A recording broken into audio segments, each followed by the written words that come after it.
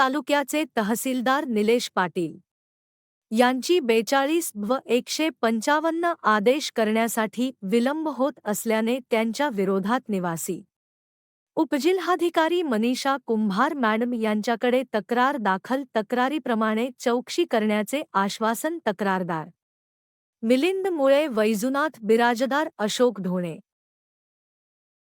आज रोजी माननीय जिल्हाधिकारी साहेब यांना उत्तर सोलापूरचे तहसीलदार निलेश पाटील यांच्या संदर्भातलं तक्रारी निवेदन सादर करण्यात आले.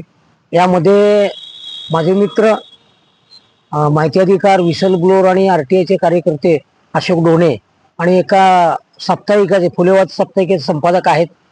आणखीन आणि एका संघटनेचे जबाबदार कार्यकर्ते यांनी वेळोवेळी त्या तहसीलदारांना माहिती अधिकारातून 42 ची प्रकरणं कधी झाली, काय झाली, आणि त्याच्यानंतर ते सोलापूर शहरामध्ये 50-50 फूट खड्डे खोदून त्या मुरुमाचं उत्खनन केलं जातं.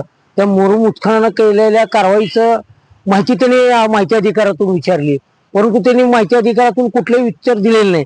या उलट 42 ज्या काही त्यांनी अर्ज दिलेले होते, त्यांचं जवळजवळ मे महिन्यामध्ये त्यांनी अर्ज दिलेला होता.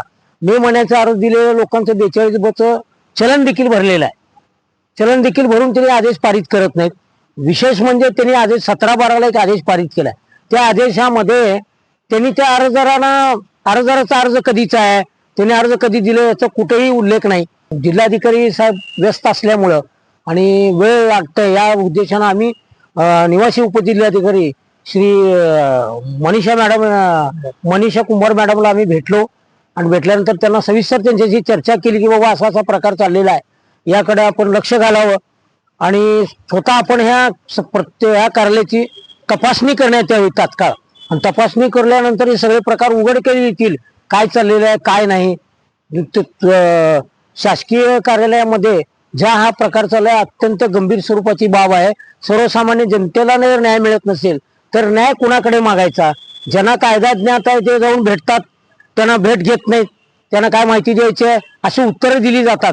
मग RTI कायदा जो आहे तो सर्वसामान्य नागरिकांसाठी आहे.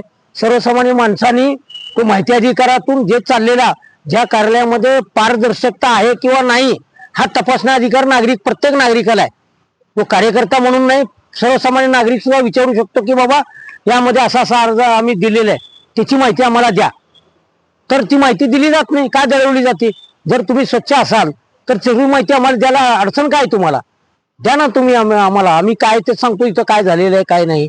तर अशा प्रकारचा कारभार चाललेला आहे. आम्ही मॅडमला सांगितलं, मॅडमनी तात्काळ त्याच्यावर कारवाई करण्याचं आम्हाला आश्वासन दिलेलं आहे आणि लवकरात लवकर कारवाई यानंतर झालं नाही तर मी परत जिल्हाधिकारी साहेबांना प्रत्यक्ष भेट घेऊ आणि या कार्यालयाची तपासणी करण्याची त्यांनाही विनंती करू. ते सर्व अतिशय सावळा गोंधळ चालू आहे उत्तर सोलापूर तालुक्यामध्ये. कोण कोणाला विचारत नाही, कोण कोणाची माहिती देत नाही किंवा काय नाही. तर त्याच्यासाठी आम्ही पुणेश हे नजर नाही तर जिल्हाधिकारी साहेबांना भेटू. जिल्हाधिकारी साहेबांनी जर न्याय नाही मिळाला तर आम्ही लोकायुक्ताकडे जाऊ. लोकायुक्ताकडे नाही मिळाला तर मग पुन्हा हायकोर्टात जाऊ.